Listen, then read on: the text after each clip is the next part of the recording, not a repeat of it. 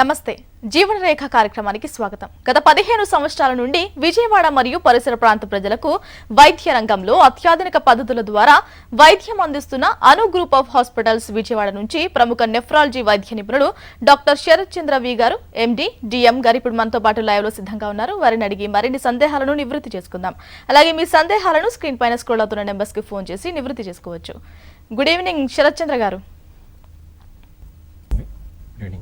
Sir నమస్కారం sir. అసలు మనం ఈ కిడ్నీ ఫెయిల్యూర్ అయిన వ్యక్తుల్లో ఎలాంటి సిమ్టమ్స్ కనిపిస్తాయి?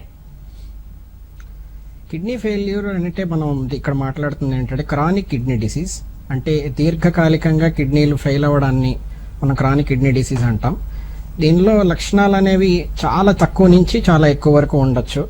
ముఖ్యంగా ఇందులో ఏంటంటే 70% కిడ్నీలు పాడయ్యే వరకు చాలా మందిలో ఎలాంటి లక్షణాలు కనబడకపోవచ్చు. సో కనబడే లక్షణాల్లో ముఖ్యమైనవి ఏంటి అంటే పాదాల వాపు రావడం, అంటే పొద్దున్న లేచేసరికి పాదాల వాచి ఉండడం, అలాగే కంటి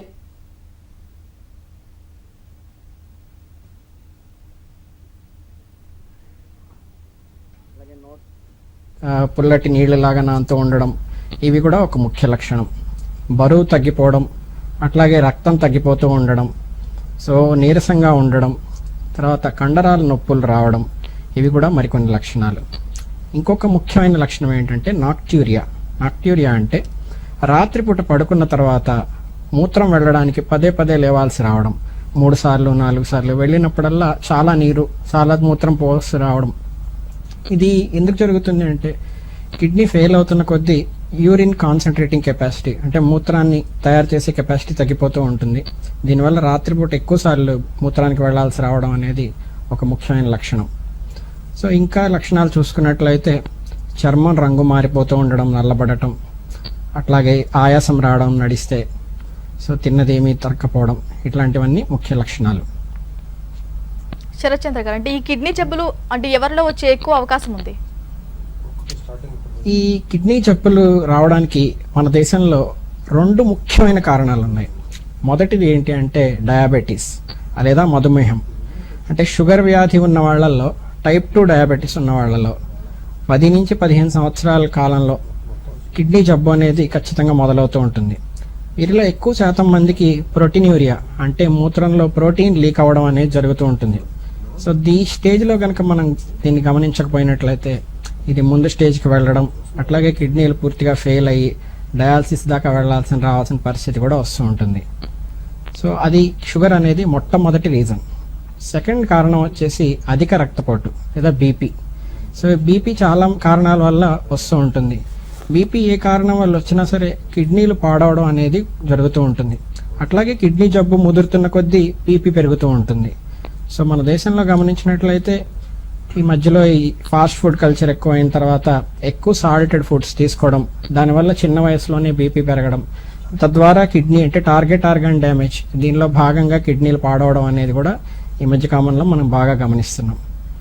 ఇవి కాకుండా వేరే కారణాలు ముఖ్యమైనది ఏంటంటే పెయిన్ కిల్లర్స్, ఎన్ఎస్ఐడ్ పెయిన్ కిల్లర్స్ అనేది అంటే ప్రిస్క్రిప్షన్ లేకుండా వాడేస్తూ ఉంటాం. సంవత్సరాల తరబడి నొప్పుల మందులు అలా వాడేస్తూ ఉండడం. సో దాంతోపాటు నాటు మందులు వాడటం, అలాగే కొంతమంది బరువు తగ్గడం కోసం అని చెప్పి ఏ మందులు పడితే ఆ మందులు వాడటం, ఇది కూడా ముఖ్య కారణం. ఇవి మన దేశంలో కిడ్నీ జబ్బులు రావడానికి గల ముఖ్య కారణాలు. కాల్ తీసుకుందాం చంద్ర గారు. భూపాల్ రెడ్డి నల్గొండ నుంచి కాల్ చేస్తున్నారు. భూపాల్ రెడ్డి గారు. హలో భూపాల్ రెడ్డి గారు. మేడం నమస్తే. నమస్కారం సార్. మీ డౌట్ అంటే క్లియర్ చేసుకోండి, డాక్టర్తో మాట్లాడండి. సార్ నమస్కారం సార్. నమస్కారం భూపాల్ రెడ్డి గారు, చెప్పండి. సార్ మా పాపకి కొద్దిగా మా కిడ్నీస్ 2 డ్యామేజ్ అని చెప్తున్నాండి సార్. ఓకే చెప్పండి సార్. చెప్పండి, వినబడుతుంది సార్ మాకు కిడ్నీస్ 2 డ్యామేజ్ అని చెప్తున్నారండి. అపోలో హాస్పిటల్, మన Panjagutta Apollo hospital and Panjagutta లిజిస్టర్ హాస్పిటల్ అండి. ఓకే. అయితే 90% డ్యామేజ్ అయ్యాయి, 70% డ్యామేజ్ అని అంటారండి. ఇప్పుడు మేము ఆ ఫస్ట్ తెలుసుకోగా కొద్దిగా ప్రాబ్లం ఎదుర్కొన్నాం సార్. అయితే ఇప్పుడు ఏమన్నా మనకి ఆప్షన్ మీ దగ్గరికి వస్తే ఏమన్నా ఇంకా తగ్గడానికి ఏమన్నా మెడిసిన్ ఏమన్నా అదే డయాలసిస్ అంటే డయాలసిస్ వాడలేదండి, ఇంకా రాలేదు చేయించి. ఓకే, మీ పాప వయసు ఎంత అండి? 21 సార్. 21 ఇయర్స్. ఒకటి అండి, కిడ్నీ జబ్బులు బాగవుతాయా బాగవుదా అనేది ముఖ్యంగా అసలు అది ఏ జబ్బు అంటే క్రానిక్ గ్లోమర్యులర్ డిజార్డరా లేకపోతే ఇంకేదైనా అనేది ఒకటి చూసుకోవడం, అలాగే ఎంతవరకు డ్యామేజ్ అయింది, ఏ స్టేజ్లో ఉంది కిడ్నీ జబ్బు అనేది చూసుకున్న దాన్ని బట్టి మనకి ఫ్యూచర్ ఎలా ఉంటుంది కిడ్నీ జబ్బు అనేది తెలుస్తుంది. సాధారణంగా మనం చూసుకున్నట్లయితే కిడ్నీ స్టేజెస్ 1, 2, 3 ఈ 3 స్టేజెస్లో కనుక పేషెంట్ని మనం దగ్గర చూసినట్లయితే మనం ఆ జబ్బుని ముందుకు వెళ్ళే వేగాన్ని బాగా నియంత్రించి మన డయాలసిస్ దాకా వెళ్లకుండా లేట్ చేయడానికి ఛాన్స్ ఉంటుంది. అదే ఒకవేళ కిడ్నీ జబ్బు స్టేజెస్ 4, 5లో వచ్చినట్లయితే అక్కడి నుంచి కిడ్నీ జబ్బు అనేది చాలా వేగంగా ముందుకు వెళ్ళిపోతుంది. ఆ స్టేజ్లో మనం ఎక్కువగా చేయలేకపోవచ్చు. సో మనం ముఖ్యంగా ఏం జబ్బు ఏ స్టేజ్లో ఉంది ఈ 2 విషయాలు చూసుకున్న తర్వాత మనం చెప్పడానికి అవుతుందండి. రైట్, మరో కాల్ తీసుకుందాం డాక్టర్ గారు. ఓదేలు పెద్దపల్లి నుంచి కాల్ చేస్తున్నారు. ఓదేలు గారు. మేడం నమస్తే మేడం. నమస్కారం సార్, డాక్టర్తో మాట్లాడండి. హలో ఓదేలు గారు. హలో, చెప్పండి. సార్ నమస్తే సార్. నమస్కారం, చెప్పండి. వచ్చేసి నైట్ రాత్రి అంతా ఒక 5 సార్లు 6 సార్లు యూరిన్ వస్తుందండి. ఓకే, యూరిన్ వస్తుందండి. ఒక పదే పదే యూరిన్ చేస్తున్నానండి. కుడి కిడ్నీ వైపు కొంచెం పెయిన్ వస్తుందండి. ఓకే, మీకు వయసు ఎంత అండి? Sir 30 sir. Okay, sugar BP ఏమైనా ఉన్నాయా మీకు ముందు? బీపీ అంటే ఏం లేదు సార్, కాకపోతే షుగర్ అనేది కొంచెం అనిపిస్తుందండి. కాకపోతే నేను ఇంకేం టెస్ట్ చేసుకోలేదు సార్. ఓకే, అంటే మీరు ఖచ్చితంగా ఒకసారి చూపించుకోవాల్సి వస్తుందండి. షుగర్ ఉందా, బీపీ ఉందా, అలాగే కిడ్నీలో మూత్రంలో ఇన్ఫెక్షన్ అంటే యూరినరీ ట్రాక్ట్ ఇన్ఫెక్షన్ ఉన్న వాళ్ళలో కూడా కొన్నిసార్లు ఎక్కువ సార్లు మూత్రాలకు వెళ్లాల్సి రావడం, పదే పదే వెళ్లాల్సి రావడం కూడా ఉంటుంది. ఇవి తెలుసుకోవడం చాలా ముఖ్యం. ఎందుకంటే మూత్రంలో ఇన్ఫెక్షన్ అయినట్లయితే చిన్న ట్రీట్మెంట్తో సరిపోతుంది. అదే ఒకవేళ కిడ్నీ ఫెయిల్యూర్ లక్షణం అయినట్లయితే మటుకు దానికి ఎక్కువగా వైద్యం చేయాల్సి వస్తుంది. రైట్, శరత్ చంద్ర గారు, అసలు ఈ కిడ్నీ జబ్బుల్ని ఎలా గుర్తించాలంటారు? ఈ కిడ్నీ జబ్బుల్ని గుర్తించడానికి మనకి క్లినికల్ క్రైటీరియా, ల్యాబ్ క్రైటీరియా అని 2 ఉంటాయండి. ఒకటి, ఫస్ట్ అసలు ఎవరు చూపించుకోవాలి. ఎవరైనా సరే వాళ్ళ ఫ్యామిలీలో కిడ్నీ జబ్బు ఉన్న హిస్టరీ ఉన్నవాళ్ళు, అంటే ఫ్యామిలీలో ఎవరైనా డయాలసిస్ చేసుకోవడం లేదా ఒకటే కిడ్నీ ఉందని ఇలా తెలిసిన వాళ్ళు. రెండోది, షుగర్ ఉండి 5 లేదా 10 సంవత్సరాల షుగర్ ఉన్నవాళ్ళు. రెండోది, బీపీ ఉన్నవాళ్ళు. 3, 4 స్మోకింగ్ చేసేవాళ్ళు, ఇలాగే నొప్పుల మందులు వేసుకునేవాళ్ళు. వీళ్ళు కనుక ఎక్కువగా ఉన్నట్లయితే కనుక వాళ్ళు ఒకసారి టెస్ట్ చేయించుకోవడానికి వస్తాయి. మనం ఇందులో మూత్ర పరీక్ష అంటే కంప్లీట్ యూరిన్ ఎగ్జామినేషన్ అనేది చేస్తాం ఫస్ట్. సో ఈ మూత్ర పరీక్షలో మనకి ఏమైనా ప్రోటీన్ లాస్ అనేది జరుగుతుందా, అలాగే ఆర్బీసీస్ అంటే రక్త కణాలు ఏమైనా పోతున్నాయా, అలాగే ఎంత యూరిన్ స్పెసిఫిక్ గ్రావిటీ ఇవన్నీ చూడటం అనేది జరుగుతుంది. దీంతో పాటుగా కిడ్నీ సైజ్ అల్ట్రాసౌండ్ పరీక్ష చేసి కిడ్నీ సైజ్ చిన్నవైపోయినాయా, బాగానే పనిచేస్తున్నాయా, ఏ సైజులో ఉన్నాయి ఇవి ఒకటి చూస్తాము. దీంతో పాటు క్రియాటినిన్ అంటే కిడ్నీ ఫంక్షన్ టెస్ట్స్ అంటాము. ఈ క్రియాటినిన్, యూరియా ఇలాంటివన్నీ చూసి దాని ద్వారా మనం కిడ్నీ జబ్బు ఉంది లేనిది అనేది నిర్ధారణ చేసుకోవచ్చు అండి. రైట్, కాల్ తీసుకుందాం శరత్ చంద్ర గారు. అరుణ కాల్ చేస్తున్నారు అనంతపురం నుంచి. అరుణ గారు. మేడం నమస్తే. నమస్కారం అమ్మ, డాక్టర్తో మాట్లాడండి. సార్ మా ఆయనకి రీసెంట్ గా టెస్ట్లు చేయిస్తాను యూరిక్ యాసిడ్ 2.7 ఉంది అని చెప్పారు. ఓకే, 2.7 అమ్మా. 2.7 యూరిక్ యాసిడ్, క్రియాటినిన్ అమ్మా? Creatine 2.7 sir. యూరిక్ యాసిడ్ వచ్చేసి 7 ఉందని చెప్పారు. ఓకే, మెడిసిన్ వాడుతున్నాం. ఎలాంటి జాగ్రత్తలు తీసుకోవాలి, తనకు ఫ్యూచర్ ఫుడ్ ప్లానింగ్ ఎలాగుండాలి? ఓకే అమ్మా. మీ హస్బెండ్కి షుగర్ ఉందమ్మా? లేదు సార్, బీపీ ఉంది కొద్ది రోజుల నుంచి. ఓకే అమ్మా.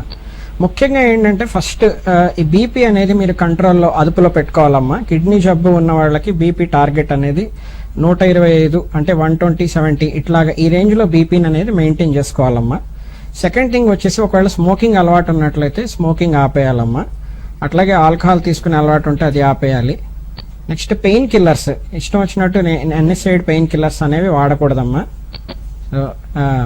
ఇవి కూడా చూసుకోవాలమ్మా. నెక్స్ట్ వచ్చేసి డైట్లో మెయిన్గా యూరిక్ యాసిడ్ పెరిగే కారణాలు అంటే నాన్ వెజ్ తీసుకోవడం, ఆల్కహాల్ తాగడం, ఇవి కొంచెం కంట్రోల్లో పెట్టుకోవాలి. నాన్ వెజ్ అనేది పూర్తిగా మానేయాల్సిన అవసరం లేదు, కొంచెం తగ్గించడం అనేది చేసుకోవాలమ్మా.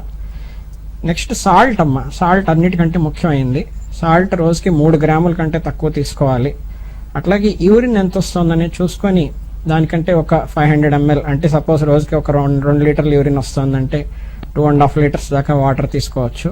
ఇట్లా జాగ్రత్తలు తీసుకోవాలమ్మా. రైట్ శరత్ చంద్ర గారు, మరో కాల్ తీసుకుందాం. రమ కాల్ చేస్తున్నారు. రమ గారు, యా, మాది క్రియాటినిన్ ఉందండి. బ్లడ్ క్యాన్సర్ మా సిస్టర్కి 3 years నుంచి తన మెడికేషన్ తీసుకుంటుంది. అది తీసుకున్న తర్వాతే క్రియాటినిన్ 2 వచ్చింది. తన ఏజ్ 65. 1.5 లీటర్స్ వాటర్ తాగుతుంది. ఏం ట్రీట్మెంట్ తీసుకోవాలా? హలో, ఇంకేం మెడిసిన్స్ వాడడం లేదు. ఆమె షుగర్ లేదు, బీపీ లేదు, ఓన్లీ బ్లడ్. వారి వయసు ఎంతమ్మా? పేషెంట్ వారి వయసు ఎంతమ్మా? 65 years అండి. CML patient. ఓకే ఓకే అమ్మా. ఇప్పుడు 65 yearsకి అంటే కనుక మామూలుగానే కిడ్నీ పనితీరు అనేది కొంత తగ్గుతూ ఉంటుందమ్మా. అలాగే ఈ బ్రెస్ట్ క్యాన్సర్కి వాడే మెడిసిన్స్ కొన్నిటితోటి కిడ్నీ డ్యామేజ్ అనేది జరుగుతూ ఉంటుందమ్మా. సో అసలు అంటే ఈ మెడిసిన్ వల్ల డ్యామేజ్ జరిగిందా, లేకపోతే ఇది వయసురీత్యా వచ్చిన దానివల్ల కిడ్నీ ఫంక్షన్ తగ్గిందా అనేది చూడాలమ్మా. ఎందుకంటే రివర్సిబుల్ కాజెస్ వల్ల అయినట్లయితే కనుక మనం తగ్గించుకునే ఛాన్స్ ఉంటుంది క్రియాటినిన్ అనేది. సెకండ్ చూసుకున్నట్లయితే యూరిక్ యాసిడ్ లెవెల్స్ చూసుకోవడం, కాల్షియం, ఫాస్ఫరస్ ఇవన్నీ చూసుకోవడం, వీటిని అదుపులో పెట్టుకోవడం, అట్లాగే ఆహార నియమాలు ఇందాక నేను చెప్పినట్లు వాటిని కొంచెం మార్చుకోవడం చేసుకోవడం వల్ల కూడా క్రియాటినిన్ అనేది మనం కిందకి తగ్గించవచ్చమ్మా. రైట్ శరత్ చంద్ర గారు, అసలు ఈ కిడ్నీ జబ్బులు ఉన్న వాళ్ళు ఎలాంటి జాగ్రత్తలు పాటించాలి? కిడ్నీ జబ్బులు ఉన్న వాళ్ళల్లో ముఖ్యమైన విషయం గుర్తుపెట్టుకోవాల్సింది ఏంటంటే ట్రీట్మెంట్ కంటే ఇంపార్టెంట్ డైటరీ చేంజెస్, అంటే ఆహార నియమాలు, వాళ్ళ లైఫ్ స్టైల్ మార్చుకోవడము. సో ఏవి కంప్లీట్గా మానేయాలి అంటే స్మోకింగ్ అనేది కంప్లీట్గా మానేయాలి. అట్లాగే ఆల్కహాల్ తీసుకోవడాన్ని బాగా తగ్గించాలి. Next pain killers, NSAID pain killers అనేవి తగ్గించేయాలి. సో ఇవి ముఖ్యంగా మానుకోవాల్సిన విషయాలు. నెక్స్ట్ డైటరీ చేంజెస్ అంటే చాలాసార్లు కిడ్నీ జబ్బు పెరిగినప్పుడు ఫాస్ఫరస్ లెవెల్స్ అనేది పెరిగిపోతూ ఉంటుంది రక్తంలో. సో ఈ ఫాస్ఫరస్ ఎక్కువ ఉండే పదార్థాలని తగ్గించుకొని తీసుకోవాలి. అంతే డ్రై ఫ్రూట్స్ కానీ, నాన్ వెజిటేరియన్ ఫుడ్స్ కానీ, సో ఇలాంటివి కొంచెం తగ్గించి తీసుకోవడము, అంటే వీలైనంత తక్కువ తీసుకోవడం చేయాలి. అట్లాగే యూరిన్ ట్రాక్ట్ ఇన్ఫెక్షన్ అంటే యూరిన్ ఇన్ఫెక్షన్స్ రాకుండా కాపాడుకోవడం. ఒకవేళ వాళ్ళకి షుగర్ కూడా ఉన్నట్లయితే షుగర్ని బాగా కంట్రోల్లో పెట్టుకోవడం, బీపీని కంట్రోల్లో పెట్టుకోవడం, ఇవన్నీ చేసుకుంటే కిడ్నీ ఫంక్షన్ అనేది స్లోగా తగ్గే ఛాన్స్ ఉంటుంది, ఫాస్ట్గా తగ్గకుండా. So life style habits changing అనేది చాలా ఇంపార్టెంట్ అమ్మా. దీంతో పాటు చేయాల్సింది ఏంటంటే రెగ్యులర్గా పీరియాడికల్ చెకప్స్, అంటే ఎవ్రీ మంత్ నెఫ్రాలజిస్ట్ దగ్గర చూపించి GFR అనేది క్యాలిక్యులేట్ చేసుకొని ఎంత కిడ్నీ ఫంక్షన్ ఎలా వెళ్తోంది, రక్తం తగ్గుతోందా లేదా, దాని తగ్గట్టుగా మందులు వాడుకోవడం, ఇవన్నీ చేసుకుంటూ ఉండాలమ్మా. కాల్ తీసుకుందాం డాక్టర్ గారు. అక్బర్ కాల్ చేస్తున్నారు హైదరాబాద్ నుంచి. అక్బర్ గారు, మేడం మా నాన్నగారి గురించి అడగాలని కాల్ చేశాను. ఓకే. హలో డాక్టర్ గారు. డాక్టర్ గారు చెప్పండి. సార్ ఇది మా నాన్నగారికి ఒక 5 years నుంచి అన్నమాట డైరెక్ట్ అటాక్ అన్నమాట. అంటే కిడ్నీలు ఇన్ఫెక్షన్ వచ్చింది. అయితే బీపీ షుగర్ ఉందని వాళ్ళు చూశారు, చెక్ చేశారు. షుగర్కి వచ్చేసి హ్యూమన్ మిక్చర్ వాడుతున్నారు. మార్నింగ్ ఇన్సులిన్ అన్నమాట 20 తీసుకుంటారు, ఈవినింగ్ నైట్ 15 తీసుకుంటారు. బీపీకి వచ్చేసి రిక్వెస్ట్ 50 mg. కొలెస్ట్రాల్ కు గోల్ పెట్టారు, యూరిమాక్స్ పెట్టారు.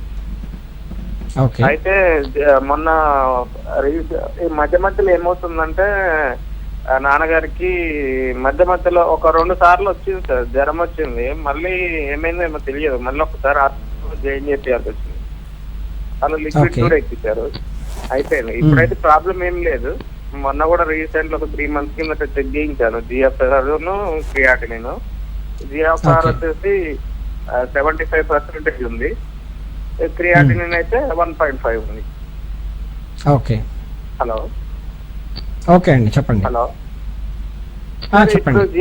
GFR అనేది 75% కూడా ఉంది కదా, అదేమన్నా తగ్గుతూ ఉంటుందా ఇంకా ఫ్యూచర్ లో? ఒకటండి, GFR అనేది కిడ్నీ జబ్బు ఉన్నా లేకపోయినా వయసు వెళ్తున్న కొద్దీ GFR అనేది తగ్గుతూ ఉంటుంది. సో అది ఫిజియలాజికల్, అంటే అది నార్మల్ అలా తగ్గడం అనేది. కానీ కిడ్నీ జబ్బు ఉన్న వాళ్ళలో ఈ జిఎఫ్ఆర్ అనేది వేగంగా పడిపోతుంది. సో మీరు ఇందాక అన్నట్టుగా మధ్య మధ్యలో ఇన్ఫెక్షన్స్ కనుక వస్తూ ఉన్నట్లయితే కిడ్నీ జబ్బు ఉన్న వాళ్ళల్లో ఈ జిఎఫ్ఆర్ అనేది అనుకున్న దానికంటే ఫాస్ట్గా పడిపోతుంది, అంటే యాక్సిలరేటెడ్ లాస్ ఆఫ్ జిఎఫ్ఆర్ అంటారు.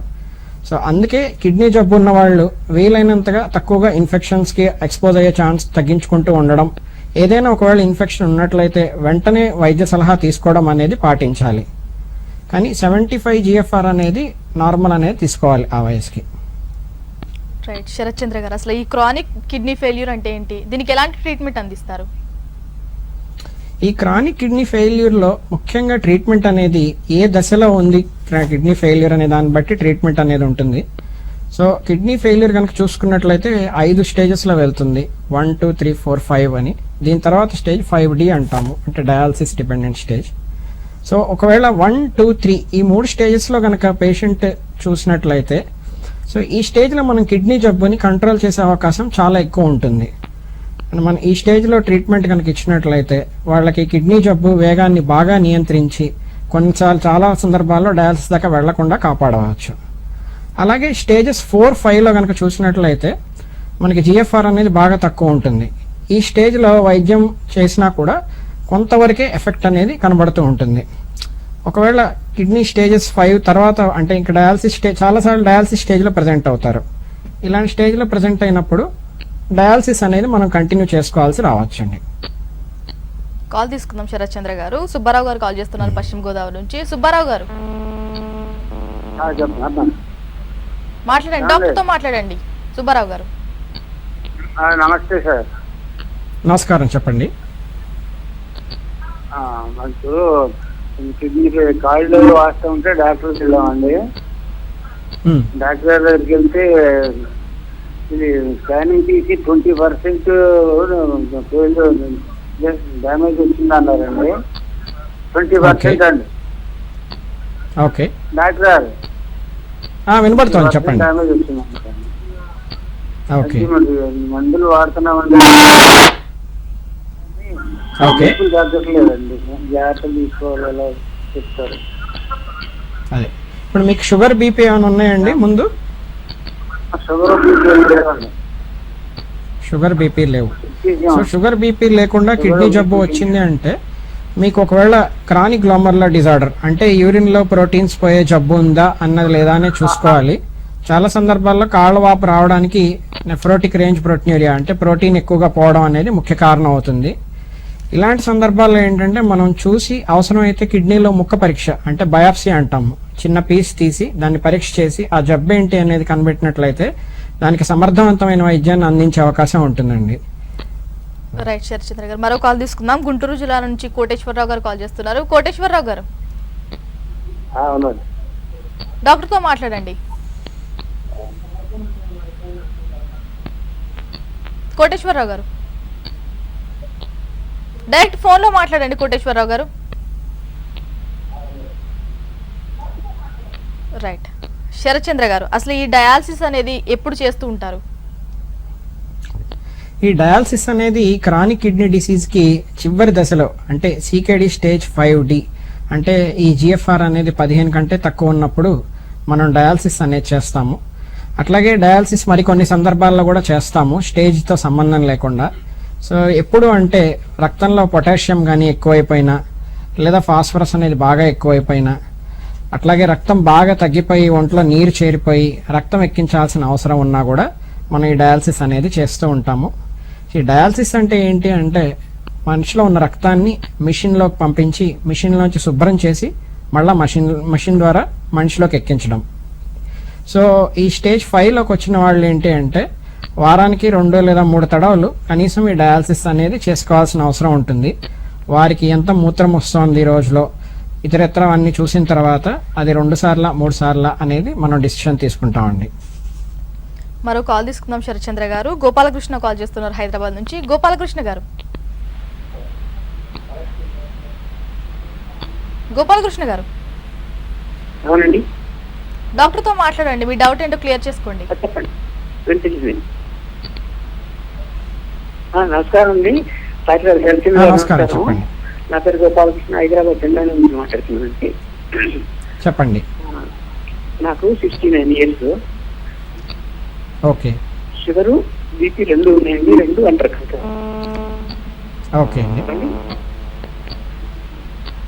ఓకే చెప్పండి. నా పేరు గోపాలకృష్ణ అండి, చందనగర్ హైదరాబాద్ నుంచి మాట్లాడుతున్నాను. చెప్పండి. నాకు బీపీతో షుగర్ రెండు ఉన్నాయి. నా ఏజ్ 69 అండి. మీ డౌట్ ఏంటి గోపాలకృష్ణ గారు? నా డౌట్ ఏంటంటే, ఇప్పుడు జనరల్ గా మిగతా డిసీజెస్ కి డెవలప్ చేయడానికి మందులు ఉంటాయి కదా. ఇప్పుడు లివర్ ఫంక్షనింగ్ కానీ, లేకపోతే బ్లడ్ ఇంప్రూవ్మెంట్ కానీ అటువంటి మందులు లాగా కిడ్నీ ఇంప్రూవ్మెంట్ ఏమన్నా ఈ ఏజ్ లో ఉంటాయా ముందుగా డెవలప్ చేసుకోవడానికి? ఒకటి ప్రాబ్లం ఏం లేదండి, నేను పెయిన్ కిల్లర్స్ కొంచెం ఎక్కువగా వాడుతుంటాను. ఓకే ఓకే నాకు అర్థమైంది.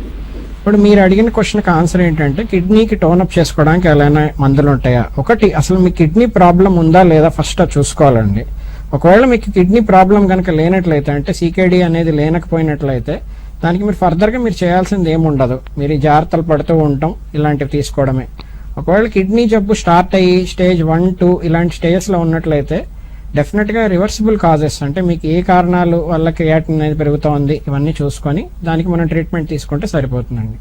అసలు టోనప్ అని కిడ్నీ పాడవకుండా ముందే ప్రివెంటివ్ ట్రీట్మెంట్ అనేది ఏముండదండి. రైట్ శరచంద్ర గారు, మరో కాల్ తీసుకుందాం. బాలరాజు కాల్ చేస్తున్నారు జనగాం నుంచి. బాలరాజు గారు, మేడం చెప్పండి. డాక్టర్తో మాట్లాడండి. మేడం సార్ నమస్కారం. సార్ నమస్కారం, చెప్పండి. సార్ నమస్కారం. నాది కొద్దిగా ఈ షుగర్ 400 వచ్చిండే సార్ ఇంత ముందుకు. మేడం సార్ నమస్కారం సార్. చెప్పండి చెప్పండి వినపడుతుంది.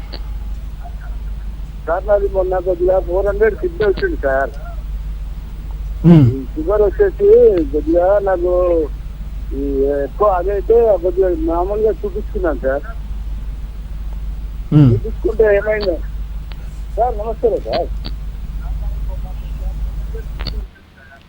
బాలరాజు గారు, మీ సమస్య ఏంటో డైరెక్ట్ ఫోన్ లో చెప్పరా? రైట్ రైట్ శరత్చంద్ర గారు, మనం నార్మల్గా చూసినట్లయితే ఒక సమస్య వచ్చిన తర్వాతే మనం డాక్టర్ని కన్సల్ట్ చేస్తూ ఉంటాం. కానీ అంటే ఈ కిడ్నీ సమస్యలు మీరు చెప్పారు, చాలా సిమ్టమ్స్ కనిపించకపోవచ్చు. సో డాక్టర్ని ఎలాంటి వ్యక్తులు కంపల్సరీ స్క్రీనింగ్ చేయించుకోవాలంటారు? చాలా మంచి ప్రశ్న అండి ఇది. సో ఈ కిడ్నీకి ప్రివెంటివ్ చెకప్ అనేది ఎవరు చేసుకోవాలి అంటే, షుగర్ కానీ బీపీ కానీ ఉన్నవాళ్ళు ఖచ్చితంగా షుగర్ బేస్ లైన్ టెస్ట్, అంటే కిడ్నీ మినిమం ఎంత పనిచేస్తుంది, ఏదైనా ఉందా, క్రియాటినిన్, అలాగే చిన్న యూరిన్ ఎగ్జామినేషన్, ఇవి ఎక్కువ ఖర్చుతో కూడిన టెస్టులు కూడా కాదు, చాలా చిన్న టెస్టులు అనేది చేసుకుంటూ ఉండాలి. అట్లాగే స్మోకింగ్ చేస్తున్న వాళ్ళు, లేదా చిన్న వయసులో బీపీ వచ్చిన వాళ్ళు మనం చాలాసార్లు గమనిస్తాం. 30-40 ఇయర్స్లోనే బీపీ పెరిగిందని చెప్పడము, తలకాయ నొప్పి వస్తుంది, కంటి చూపు పోతుంది, ఇట్లా బీపీ ఉందనుకున్న వాళ్ళు, అట్లాగే పెయిన్ కిల్లర్స్ ఎక్కువ వాడుతున్నాం అనుకున్న వాళ్ళు, అట్లాగే కొంతసార్లు ఒకటే కిడ్నీ అని తెలుస్తుంది, వేరే ఏదో కారణం వల్ల స్కాన్ చేసినప్పుడు ఒకటే కిడ్నీ ఉందని తెలియడము, ఇలాంటి వాళ్ళు, అట్లాగే సడన్గా బరువు తగ్గడం లేదా బరువు పెరిగిన వాళ్ళు, ఇట్లాంటి వాళ్ళు, వీళ్ళందరూ ఒకసారి కిడ్నీ చెకప్ అనేది ఖచ్చితంగా చేసుకొని తీరాలి. అట్లాగే డయాబెటిక్స్ కనుక చూసుకున్నట్లయితే, kidney function చూసుకున్నాక బాగున్నట్లయితే every 2 to 3 years ఒకసారి కనీసం ఒక బేస్ లైన్ క్రియాటినిన్ అనేది చేసుకోవడము, చిన్న చిన్న టెస్టులు చేసుకుంటూ ఉంటే కనుక కిడ్నీ జబ్బుని చాలా ఎర్లీగానే మనం గుర్తించే అవకాశం ఉంటుందండి. రైట్ శరత్చంద్ర గారు, అంటే ఇంకా కిడ్నీ ఫెయిల్ అయితే నెక్స్ట్ ఇంకెలాంటి మార్గాలు ఉంటాయి? కిడ్నీ కనుక 2 కిడ్నీలు మనకు ఫెయిల్ అయినాయి అంటే కనుక మనకి ఆప్షన్స్ అనేవి ఒక 3 type ఆఫ్ ఆప్షన్స్ ఉంటాయండి. ఒకటి హీమోడయాలసిస్, అంటే రక్తం శుద్ధి చేసే డయాలసిస్. రెండోది పెరిటోనియల్ డయాలసిస్ అంటాం, అంటే మనం పొట్ట డయాలసిస్ అని కూడా అనొచ్చు తెలుగులో. మూడోది కిడ్నీ మార్పిడి, అంటే ట్రాన్స్ప్లాంటేషన్ అనేది చేస్తామండి. ఈ హీమోడయాలసిస్ అనేది రక్తాన్ని, అంటే వారానికి ఒక 3 సార్లు 2 సార్లు పేషెంట్ ఆ సెంటర్కి వెళ్ళి అక్కడ ఉండి పడుకొని ఒక 4 to 5 hours లేదా 3 hours పడుకొని డయాలసిస్ అనేది చేసుకొని రావాల్సిన పరిస్థితి ఉంటుంది. అట్లాగే పెరిటోనియల్ డయాలసిస్ అనేది ముఖ్యంగా చిన్నపిల్లల్లో చేస్తాము. అట్లాగే పెద్దవాళ్ళల్లో ఎవరైతే ఇంటి దగ్గర డయాలసిస్ చేసుకోవాలనుకుంటున్నారో వాళ్ళకి, లేదా వర్కింగ్ పీపుల్ వాళ్ళకి ఈ డయాలసిస్ స్లాట్స్ కోసం వారంలో 3 సార్లు సెలవు పెట్టడం ఇవన్నీ కష్టం అనుకున్న వాళ్ళు, రోజంతా కంటిన్యూస్గా డయాలసిస్ చేసుకునే అవకాశం ఉన్నవాళ్ళు, వీళ్ళకి పెరిటోనియల్ డయాలసిస్ లేదా పొట్ట డయాలసిస్ అనేది బాగా ఉపయోగపడుతుంది. కానీ కిడ్నీలు ఫెయిల్ అయినప్పుడు బెస్ట్ ట్రీట్మెంట్ ఎవరికైనా ఏంటి అంటే కిడ్నీ మార్పిడి, లేదా కిడ్నీ ట్రాన్స్ప్లాంటేషన్ అండి. శరత్ చంద్ర గారు, ఇది చాలా కామన్ గా అందరికి వచ్చే డౌట్. సివియర్ బ్యాక్ పెయిన్ వస్తున్నప్పుడు ఇది కిడ్నీ ప్రాబ్లంకి ఏమైనా సమస్య సిమ్టమ్ గా భావిస్తుంటారు. అసలు దీంట్లో వాస్తవం ఎంత ఉండండి? చాలా మంచి క్వశ్చన్ అండి. ఓపీకి వచ్చే వాళ్ళలో 90% పీపుల్ ఇదే కంప్లైంట్తో వస్తూ ఉంటారు. సో బ్యాక్ పెయిన్కి కిడ్నీకి సబ్బుకి ఏమైనా రిలేషన్ ఉందా? ఖచ్చితంగా ఉందండి. కిడ్నీలో ఏదైనా పాస్ వెళ్ళే దారిలో అడ్డం పడినప్పుడు, ముఖ్యంగా స్టోన్స్ అంటే యూరిటిక్ స్టోన్ లేదా కిడ్నీ స్టోన్, కిందకి పాస్ ఎక్కడైనా కింద జారే స్టార్లో ఎక్కడైనా అడ్డం ఉన్నప్పుడు ఆ కిడ్నీ అంటే నడుం భాగంలో నొప్పి అనేది వస్తూ ఉంటుంది. సో అది అతి ముఖ్యమైన కారణం. సెకండ్ రీజన్ ఏంటి అంటే కిడ్నీలో వాపు రావడం. కిడ్నీలో వాపు ఎప్పుడు వస్తుంది? కిడ్నీ పైలోనెఫ్రైటిస్ అంటే కిడ్నీలో ఇన్ఫెక్షన్ ఉన్న వాళ్ళు, ముఖ్యంగా షుగర్ ఉన్న వాళ్ళలో ఈ కిడ్నీ ఇన్ఫెక్షన్ అవ్వడం అనేది పైలోనెఫ్రైటిస్. వాళ్ళలో కూడా వెనుకాల నడు నొప్పిలో భాగంలో నొప్పి రావడం. అట్లాగే గ్లోమర్లార్ డిజార్డర్స్, ఇలాంటి గ్లోమర్లార్ డిజార్డర్స్ అంటే కిడ్నీలోంచి ప్రోటీన్ లేకపోతున్న వీళ్ళల్లో కూడా కిడ్నీ ఉబ్బడం అనేది జరుగుతుంది. ఈ 3 కండిషన్స్లో కిడ్నీలో నొప్పి అనేది కనిపిస్తూ ఉంటుంది. కొన్నిసార్లు కిడ్నీలో గడ్డలు పెరగడం అంటే క్యాన్సర్స్, ఇలాంటివి ఉన్న వాళ్ళలో కూడా వెనక భాగంలో నొప్పి వస్తూ ఉంటుందండి. సో కిడ్నీ ఒకవేళ మనకి పార్శ్వ నొప్పి లేదా వెనక ఉన్న నొప్పి అనిపించింది, కిడ్నీ జబ్బు అనుమానం ఉంది అనుకుంటే వాళ్ళు యూరిన్ కనుక చూసుకున్నట్లయితే ఎప్పుడైనా యూరిన్ ఎర్రగా వస్తున్నా, లేదా కాఫీ రంగులో వస్తున్నా, లేకపోతే చీముగా వస్తున్నా, ఎక్కువ నురగగా వస్తున్నా, అది కిడ్నీ జబ్బు అయ్యే అవకాశం ఎక్కువ ఉంటుంది. సో అలాంటి సందర్భాల్లో ఖచ్చితంగా కిడ్నీ డాక్టర్ని సంప్రదించడం చాలా మంచిదండి. Right, thank you sir Sharath Chandra garu, చాలా డౌట్స్ క్లియర్ చేశారు. Thank you.